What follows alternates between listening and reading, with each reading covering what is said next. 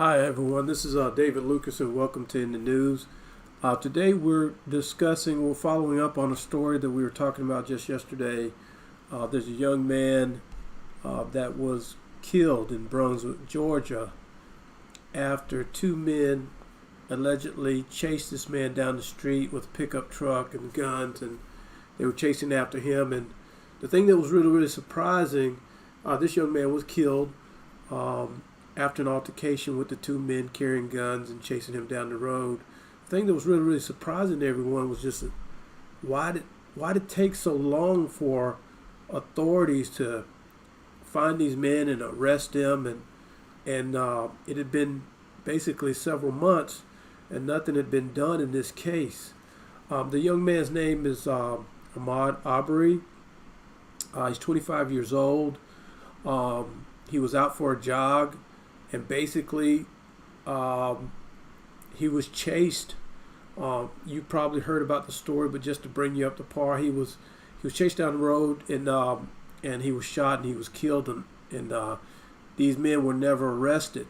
It was Travis McMichael and Gregory McMichael that killed this young man. And so I have some footage here I'd like to share with you, and we'll discuss this a little bit more.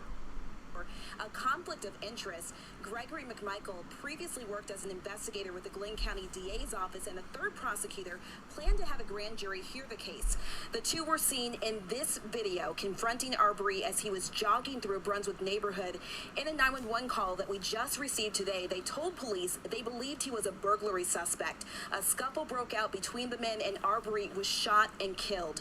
Now, we're going to show you video of the McMichaels' arrest today. It's taken 10 weeks to get to this point, but let me take you through the timeline. So the deadly shooting happened back on February 23rd. No charges were filed. The video was released to the public on Tuesday, and that's the same day GBI was requested to work on this case. GBI then launched its investigation just yesterday, and tonight the two arrests. Now, this comes after Governor Kemp put his confidence in the agency to find out the truth today.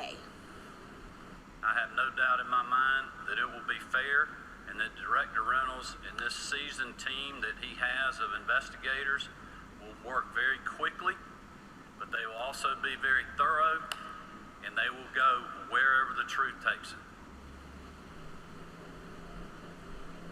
And just before we went to air, I spoke to an attorney for the Arbery family, and he says the family is happy about this, but still devastated because this is just the first start in a very long battle. A protest and rally is scheduled. I just wanted to share with everyone that is a good thing to know. It's good to know that these men have been arrested, but this is just the start of probably a long, ongoing criminal battle to make sure that justice is sought after for this young man. There's been several other incidents like this in the news. This is not the first time that this has happened. But in this incident, at least the men have been arrested. It's a good start. I'm going to keep my eye on this story because I want to see what's going to happen with it. The district attorney in Brunswick and Waycross County, I think it is, he didn't follow this up. His statements were incredible. He didn't follow this up, and he didn't pursue this at all. He said he didn't find any reason why these men should have been arrested.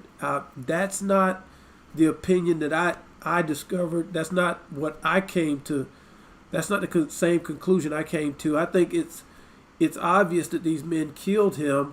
For what reasons, who knows? But in either case, they should have been arrested, and they should have gone through the procedures. I'd like to know what you think about this. Many of my friends feel the same way I feel about it. It's a devastating story. This young man was only 25 years old. He's lost his life for no reason at all. And these are the types of things that we need to start talking about, and we need to start engaging with. I don't think that if we hadn't made as big a deal of it in the media, in social media, on Facebook and all these other places, I don't think this story would have come to light.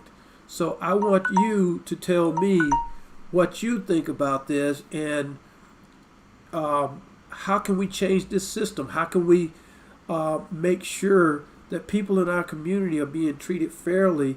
Make sure that our young men and women don't have to fear going for a jog or something like that and have their life taken. It just doesn't, to me, it doesn't make sense, but I'd like to see what other people are thinking about this and what you think can be done. As far as I'm concerned, the district attorney's office failed this young man, failed this family. I think something needs to happen there. So those are my thoughts today on this, and I hope that you would share yours with me. Subscribe to this channel. I'm making videos like this daily.